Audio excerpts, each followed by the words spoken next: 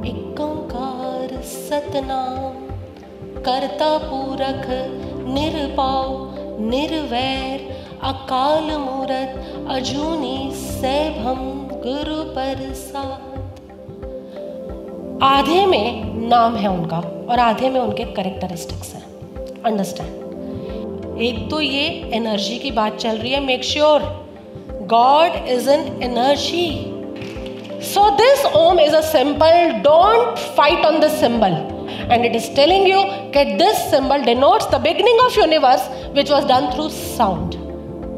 अध्यात्म की यात्रा है ये. This is not a materialistic journey. This is spiritual journey. और ये तुम्हें कह सकती हूँ इतने वर्षों के अनुभव के बाद कि जीवन का सारा रस, जीवन का सारा आनंद, जीवन का सारा प्रेम और जीवन का सारा संयम ये इस अनुभव में से बहता है। तभी ये सच है, अन्यथा ये केवल सांप्रदायिकता है।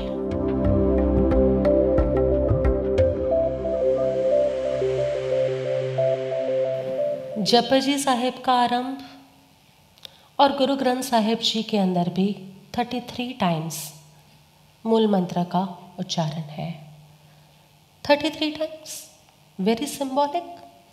जैसे जीसस ने कहा 33 स्टेप्स टू हेवन, जैसे हम कहते हैं 33 वर्टिब्रेस इन स्पाइन, सिमिलरली 33 सिंबॉलिक। जिसने पाया उसने एक ही को जाना है। क्या है ये? तुम्हें प्रश्न होगा, वो ईश्वर निराकार है, वो ईश्वर समष्टि में है, वो ईश्वर व्यक्ति रूप से नहीं है, वो ईश्वर शक्ति रूप से है। उसको पहचाने कैसे? पहचाने कैसे? किस नाम से बुलाए? हम उसको कृष्ण के नाम से बुलाते थे, सुविधा थी। हम उसको बुद्ध के नाम से बुलाते थे, सुविधा थी। हम उसको राम के, रहीम के, कृष्ण, कबीर के किसी भी नाम से बुलाते थे, सुविधा थी। अब तो आपने कहा वो व्यक्ति नहीं है, तो उसका नाम क्या है? उसका नाम क्या है? और भगवान नानक देव मूल मंत्र में मंगलाचरण कर रहे हैं उसके नाम से। उसका नाम क्या है? उसके नाम को हम कैसे बुला सकते हैं? तो कहा एक ओंकार सत। What is his name? एक ओंकार सत। देखो ये पूरी की पूरी क्या चल रहा है? एक ओंकार सत नाम, कर्ता पुरख निर्भव निर्वैर। एक ओंकार सतनाम, कर्ता पूरख निरपाव निर्वैर, अकाल मूरत अजूनी सैभम गुरु प्रसाद। आधे में नाम है उनका और आधे में उनके कैरेक्टरिस्टिक्स हैं। अंडरस्टैंड? आधे में उनका नाम है और उनका नाम किस तरह से बुलाया? एक ओंकार सत। लो, you want to know what is the name of God? Name, और दूसरी तरफ आ जाएंगे कैरेक्टरिस्टिक्स।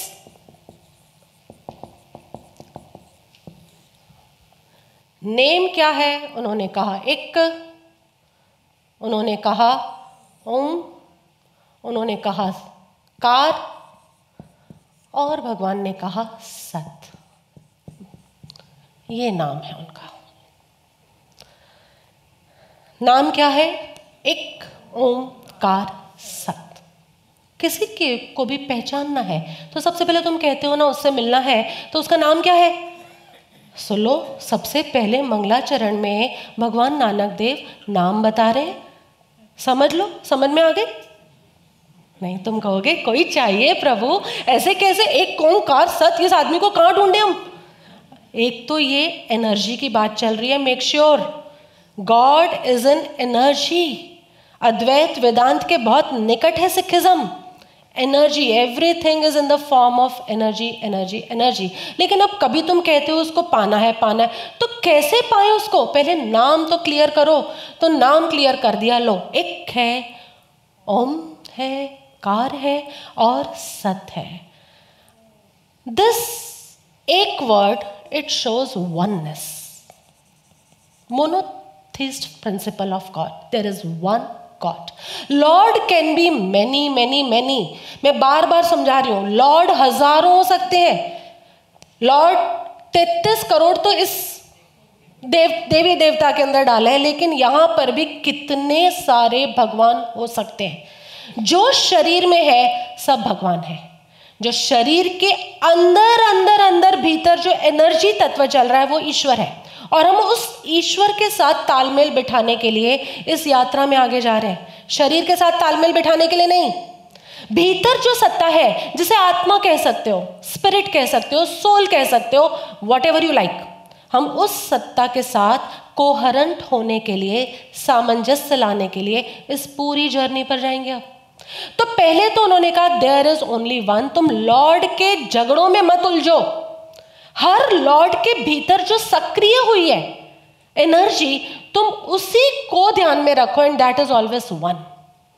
वो एनर्जी वन है। ओके, वी एग्री, वो एनर्जी वन है। यस और नो? इस लाइट में से बहती हुई इलेक्ट्रिकल एनर्जी, इस एसी सिस्टम में से बाहर आती इलेक्ट्रिकल एनर्जी, इन स्पीकर से बाहर आती मेरी एम्पलीफाइड वॉइस, एनर्जी में कोई फर्क है क्या? फ्रिज में रखा हुआ पानी, मटके में रखा हुआ पानी, या तांबे के फ्लास्क में रखा पानी, या प्लास्टिक की बॉटल में रखा पानी, पानी में कोई फर्क है क्या? नहीं। उनके बाहरी मैनिफेस्टेशंस अलग अलग है, लेकिन आंतरिक स्वरूप एक है। Do we agree? भगवान नानक ने भी यही बात की कि पहले तो अनेक को हटाओ, क्योंकि जहां अनेक आएंगे ना वहां झगड़ा है। जहां अनेक आएंगे वहां different different expectations and expressions हैं। इसलिए एक काम पहले करो कि गॉड इज वन। क्रिश्चियनिटी कहो, मुस्लिम्स कहो, सब एक ही भगवान को मानने वाले। लेकिन उस समय जो हिंदू संस्कृति की पीक थी यहां पर, उसके अंदर अनेक भगवान भगवान एंड देन देव देव भगवान देव, सो मेनी कंफ्यूजन्स। ईश्वर अलग है, भगवान अलग है, देव अलग है। तो यहां तो तुम कहोगे कि अरे हमें तो सब एक ही लगते हैं। No, they all are different identities. भगवान नानक ने कहा पहले नक्की करो, if you want to go on this journey you have to believe in the state of oneness. One, monotheistic, singularity, not dualism.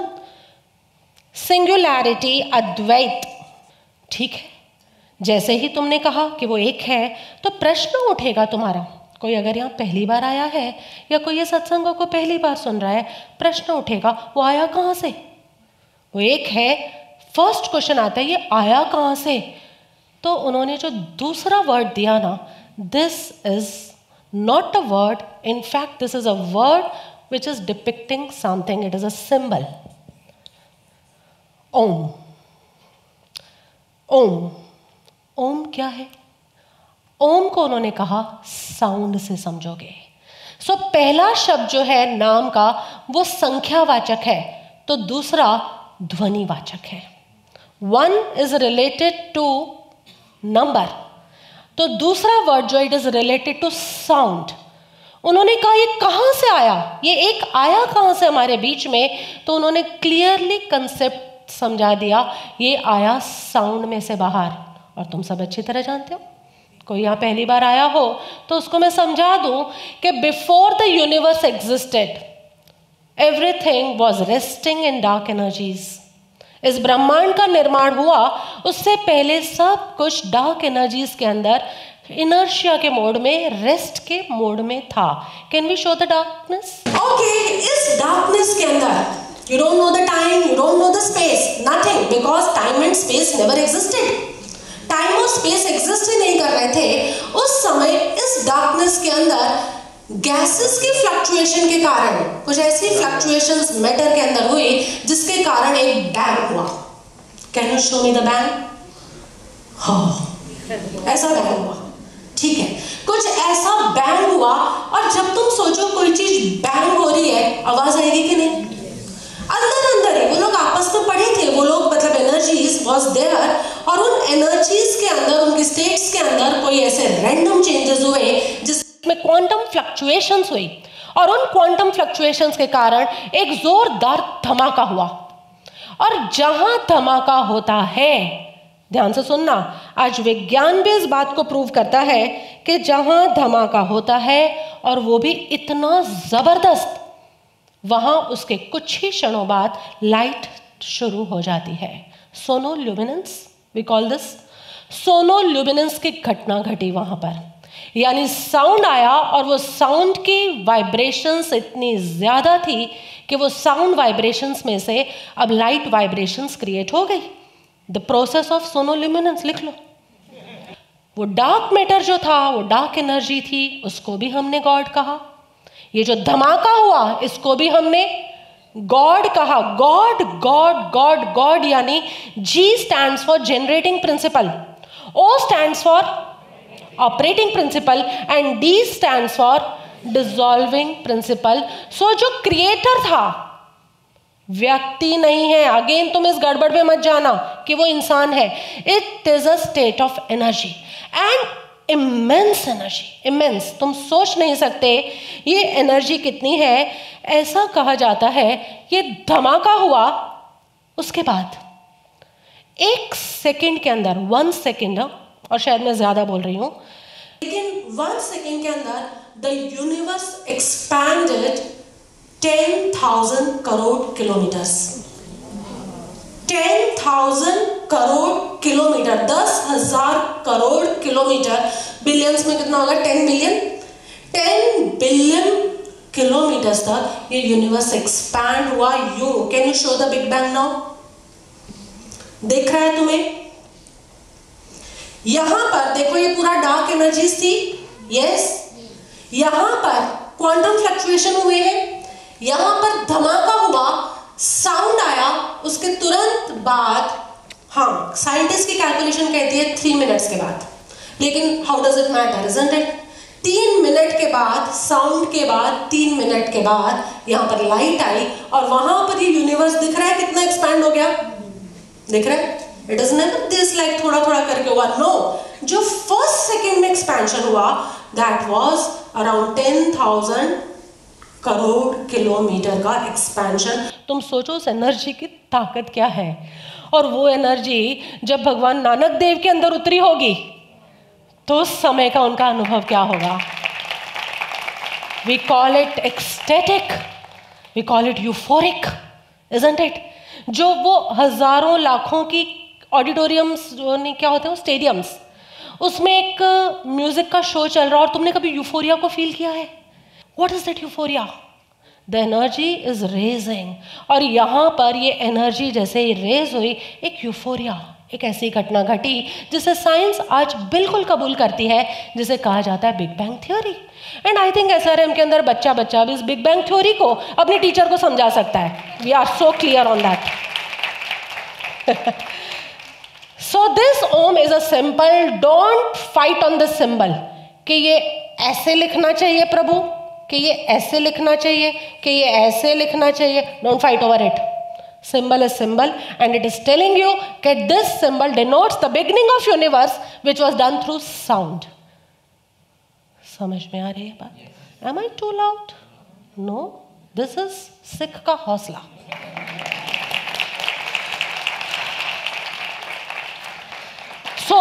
उसका नाम क्या है? एक ओम।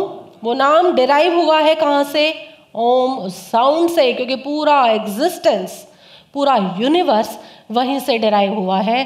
तीसरा वर्ड है कार। इतना गंदा क्यों लिखती हूं मैं? कार का अर्थ होता है creation is immersed in creator. यानी जो विधाता है, जो ईश्वर है, वो उसके पूरे सर्जन में विद्यमान है। कोई भी जगह ऐसी नहीं है जहां ईश्वर विद्यमान नहीं है। हाँ, भगवान के लिए बात नहीं हो रही, याद रखना, भगवान is in time and space, लेकिन ईश्वर अपने इस पूरे विश्व के हर एक कण के अंदर विद्यमान है। कार एक प्रत्यय है। प्रत्यय यानी सफिक्स, एक ऐसा सफिक्स है जो तब यूज किया जाता है जैसे चित्रकार। चित्रकार कोई चित्र बनाता है तो उस चित्र में वो व्यक्ति मौजूद है कि नहीं है। खाली चित्र नहीं है, उसमें उसके मूड्स, उसकी चॉइसेस, उसकी प्रेफरेंसेस, उसकी इनर स्टेट, सब कुछ उसमें मौजूद है कि नहीं है। जैसे कोई संगीतकार है, कोई भक्तिकार है तो तुम्हारी भक्ति में तुम मौजूद हो कि नहीं हो? तुम्हारा जिस दिन अच्छा मूड होगा तुम्हारे सुर अलग निकलते हैं, तुम्हारा जो टैलेंट होगा उसके अकॉर्डिंगली तुम्हारे मूड्स निकलेंगे। तो ये कार एक प्रत्यय है, इट इज अ सफिक्स, और इस सफिक्स का मतलब ये होता है कि the creator is present in creation. संगीतकार, नृत्यकार, कलाकार, मिठाईकार, जो भी तुम लगा लो, चित्रकार। कार का मतलब ही ये है कि जो बनाने वाला है वो अपने कृत्य में भी मौजूद है। So can you understand the humongous presence of God? He is present in all the creation. तुम कहोगे वाह, हम वो सब में है। अरे हम सब में है, ये तो है। वो इस टेबल में भी है, वो इस पेन में भी है, वो इस मच्छर में भी है, वो इस लाइट में भी है, वो इस आवाज में भी है, हर जगह है। कहाँ नहीं है वो, ये बताओ। सो दिस इज एक्चुअल स्वरूप ऑफ गॉड। और तुम सोचो ये कितना बड़ा स्वरूप होगा, which can never never never ever be contemplated by human brain, never. तुम इस स्वरूप के बारे में कभी सोच नहीं सकते, पर हाँ इतना जरूर है कि तुम इस स्वरूप का अनुभव कर सकते हो। और काफी नहीं है क्या? तुम उसका अनुभव कर सकते हो, और जो अनुभव करता है वो बोलने निकलता है, हमारी तरह बोलता जाता है, बोलता जाता है। तुम्हें समझ आए ना आए, लेकिन वो बोलता जाएगा। लेकिन 10 साल बाद जब तुम पीछे मुड़कर देखोगे, तुम्हें लगेगा समझ तो पता नहीं कितना आया, पर हम बदल जरूर गए। That's the beauty.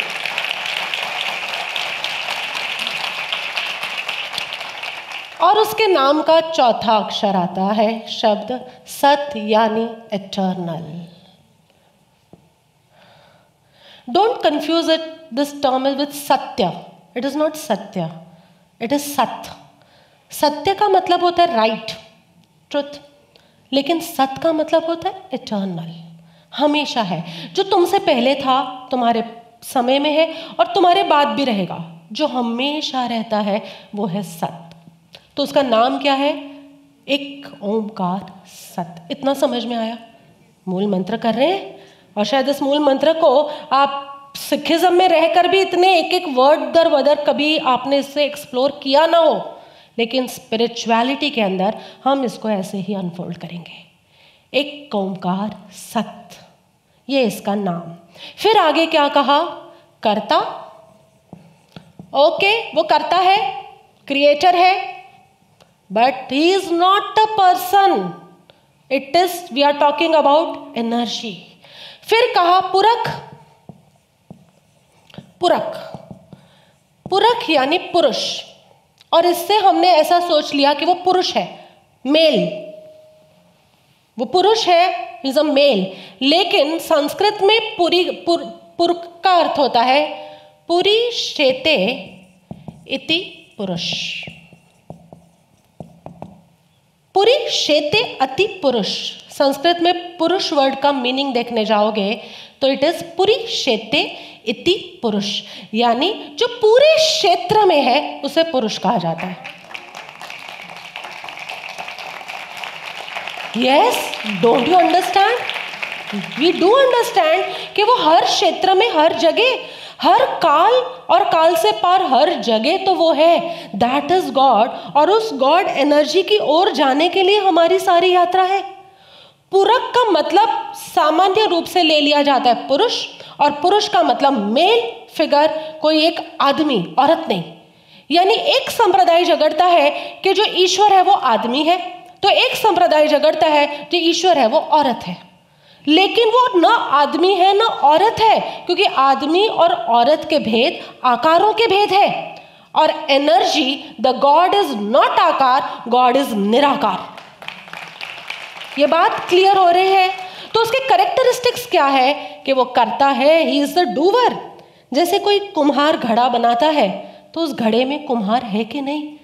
कर्ता जो है वो कर्म के अंदर अपने आप आ ही जाता है। मैंने अपूर्व अवसर की किताब लिखी तो उसमें मैं थी कि नहीं? तुम कितनी बार पढ़ते होगे तो तुम्हें ऐसा लगता होगा कि प्रभु बोल रहे हैं, because I am present in my creation. Similarly the God is also present in his entire creation. अब ये हिज वर्ड क्यों आया तुम्हें पता चली? हिज क्यों आया? तुम्हें पता चला क्योंकि पुरुष की अपेक्षा से। अब उसको या तो इट लिख दो, लेकिन इट थोड़ा अच्छा नहीं लगता, सो इन्होंने हिज लिखा, तो हमें वो भी मान्य है। फिर क्या दिया? निर्भाव, वही है निर्भाव, ये ऐसे लिखते हैं, एक्चुअली इट मीन्स निर्भय, फियरलेस। वाह, किसका फियर करे भाई? दूसरा कोई हो तो फियर करूं उससे। हर जगह मैं ही मैं हूं, तुम कोई दूसरा आए मेरे को मारने तो मैं डरूं, लेकिन हर जगह एक ही है, तो उसका मूल कैरेक्टरिस्टिक क्या है? इट इज फियरलेस, निर्भाव। चौथा कहा निर्वैर,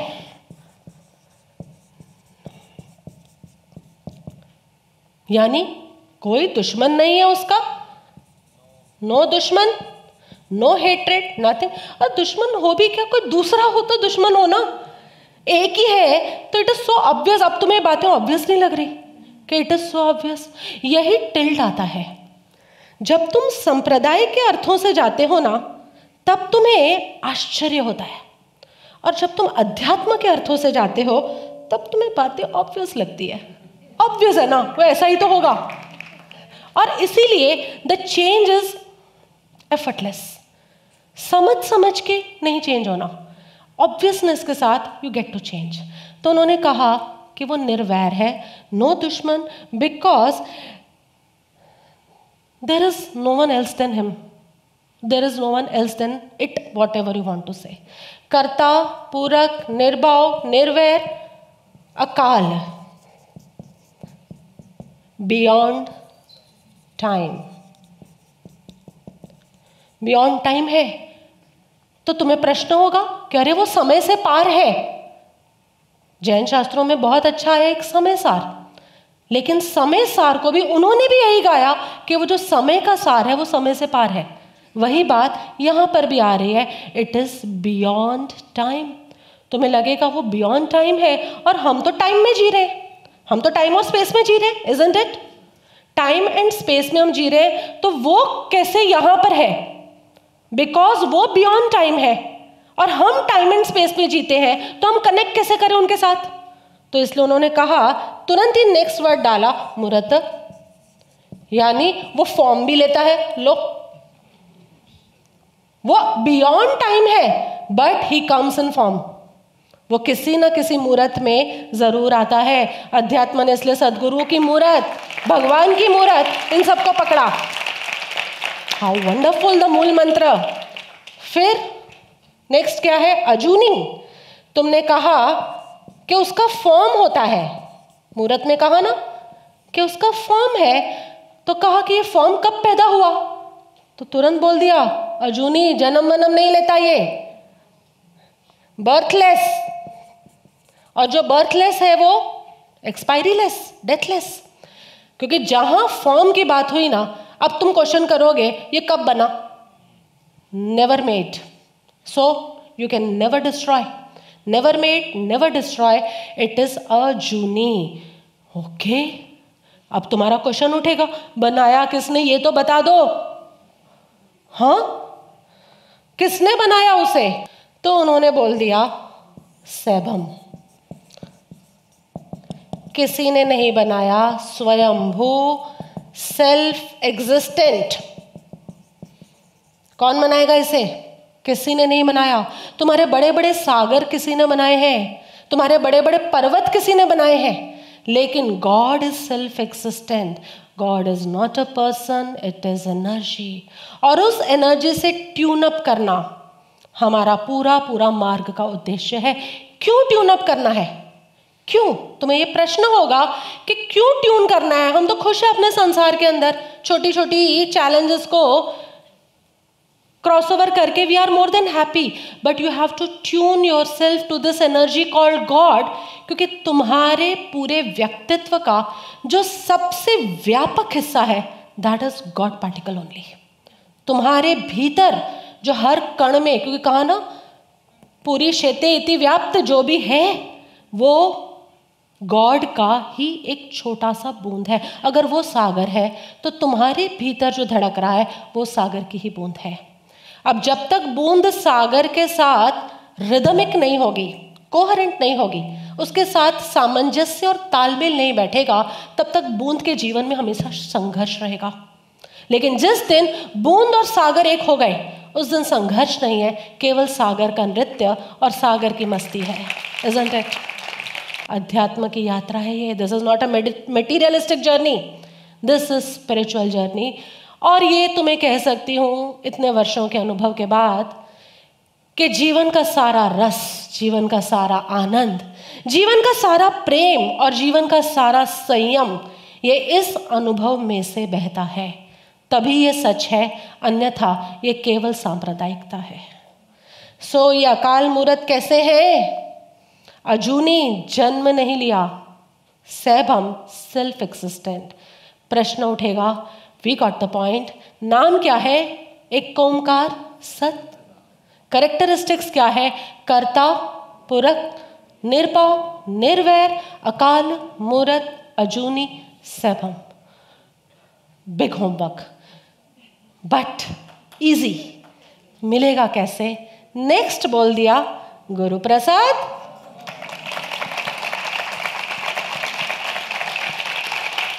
बहुत खुश होने की जरूरत नहीं है, बहुत खुश हो मत तुम लोग। बहुत तालियां बजा रहे हो और तुम्हारी तालियों के मीनिंग मुझे समझ में आते हैं। तुम्हें लगेगा मतलब कोई गुरु है जो बांटेगा ऐसे, लो प्रभु, अनिल प्रभु ये आपके लिए, ये लीना प्रभु आपके लिए। प्रसाद शब्द से हमेशा यही धारणा होती है कि कोई बांट रहा है उसे, कोई हमें देगा उसे। कहूंगी ऐसा कि हाँ जरूर कोई देता है, लेकिन गुरु तुम्हें लेने के लिए तैयार करता है। गुरु तुम्हें उस ईश्वर का प्रसाद लेने के लिए तैयार करता है। यही गुरु प्रसाद है, क्योंकि वो हर ओर बरस रहा है, तुम्हें बस तैयार करना है। जैसे सूर्य जब बाहर निकलता है तो वो नहीं देखता कि किसके घर में अपनी रोशनी को डालूं और किसके घर में रोशनी ना डालूं, वो नहीं देखता। लेकिन हाँ, तुम्हारे घर में पर्दे लगे हैं, कर्टेन्स लगे हुए हैं। गुरु खाली तुम्हें पर्दों को उघाड़ने की प्रेरणा देता है, तुम्हारे साथ उघाड़ता है, तुम्हारे साथ रहता है। बस गुरु प्रेरणा देता है, बाकी प्रसाद उस ईश्वर की तरफ से आता है। समझ में आया? और ये क्या है? आदि सच, जुगाद सच, है भी सच, नानक होसी भी सच। जो ये स्वरूप है ये आज के लिए ऐसा है ऐसा नहीं कह रहे, क्योंकि आज श्री गुरु सत्संग ले रहे हैं तो ये है, या अभी 21 क्या चल रही है, 21वीं शताब्दी चल रही है, 21वीं शताब्दी में स्वरूप है ऐसा इसलिए नहीं है। अभी अध्यात्म की व्याख्या चल रही है इसलिए ऐसा नहीं। नहीं, चाहे संप्रदाय हो, चाहे कोई भी क्षेत्र हो, कोई भी काल हो, कोई भी शताब्दी हो, आदि सच ये नाम और ये लक्षण हमेशा यही थे, हमेशा यही रहेंगे और हमेशा यही है। ऑलवेज आद सच, जुगाद सच, है भी सच, नानक होसी भी सच। यही रहेंगे। समय, क्षेत्र, काल, सतयुग, कलयुग उनसे कोई प्रभाव नहीं पड़ता। This remains eternal. ये बात समझ में आती है? We do enjoy this existence. Yes, let's chant it. कुछ देर आओ। एक ओंकार सतनाम, कर्ता पुरख निर्भव, निर्वैर अकाल मूरत अजूनी सैभम, गुरु प्रसाद।